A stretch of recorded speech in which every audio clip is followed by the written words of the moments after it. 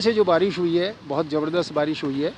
Basically मैं आपका इसका एक बैकग्राउंड बताना चाहता हूँ कि आना सागर में पानी क्यों भर रहा है और पिछले 2 सालों से बढ़ता जा रहा है। मैं रमाकांत अग्रवाल, सेक्रेटरी विकास समिति आना सागर लिंक रोड। मैं यहाँ पे करीबन 50 साल से रह रहा हूँ। 18 जुलाई 1975 को जो बाढ़ आई थी तब हम यहीं रहते थे। उसके बाद में बाढ़ के अंदर ज़रूर पानी आया था, लेकिन उसके बाद में पानी नहीं आया। अब इसका बेसिक रीज़न मैं आपको बताता हूँ क्या है कि एक तो क्या है, स्मार्ट सिटी के नाम पे चारों तरफ जो आना सागर की जो कैपेसिटी भराव क्षमता कम कर दी गई है एक तो वो कारण है और दूसरा आना सागर का जो ओवरफ्लो हुआ था पहले वो पानी निकलता था, इनकी चद्दर कहलाती थी उस समय। एक छोटी चद्दर एक बड़ी चद्दर कहलाया करती थी। तो छोटी चद्दर एक थी जो आना सागर का अभी जो पानी निकलता है उसको 13 फुट पे करके निकाल रहे हैं। एक जो सबसे बड़ा जो काम था पहले हुआ करता था शिवकुंड का नाला कहलाता था। शिवकुंड का नाला इसको इन्होंने बंद कर दिया है एनक्रोचमेंट कर करके। एक तो ये जो जेटी बनी हुई है उसके ऊपर एनक्रोचमेंट हो गया, रोड को बढ़ा दिया, रोड को ऊंचा कर दिया।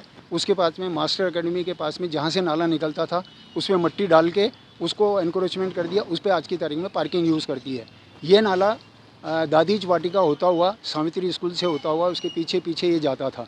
जब वहाँ से जाता था तो पानी यहाँ से जब ओवरफ्लो होता था उससे निकल जाता था। अभी हालत ये हो गई है कि खाली आना सागर का ओवरफ्लो जिसको अपन आज की तारीख में गेट कहते हैं और गेट खोल देते हैं, वो एक ही रास्ता रह गया। अदरवाइज़ पहले क्या था कि ये जो शिवकुंड का नाला था इधर से भी एग्ज़िट होता था, तो यहाँ से पानी निकल करके तो आना सागर के चारों तरफ जितनी भी कॉलोनियाँ हैं वो जलमग्न नहीं होती थी इतनी। अभी जो पोजीशन है, सागर विहार है, मित्तल हॉस्पिटल के सामने है, सब जगह जो पानी भर रहा है वो करीब करीब 4 फुट 3 फुट है भर रहा है। यहाँ 2023 में भरा, उसके बाद 2024 में भरा, अब 2025 वही हाल हो गए जो 23, 24, 25 में थे। अब इनका सबसे बड़ा यही की कारण है कि शिवकुंड का नाला अगर खोल दिया जाता है किसी भी तरह से करके, एनक्रोचमेंट को उठाया जाए, कायदे से नाले को बंद करना अलाउ नहीं है। इसका सुप्रीम कोर्ट का जजमेंट भी है जिसके अंदर नाले को नहीं बंद कर सकते।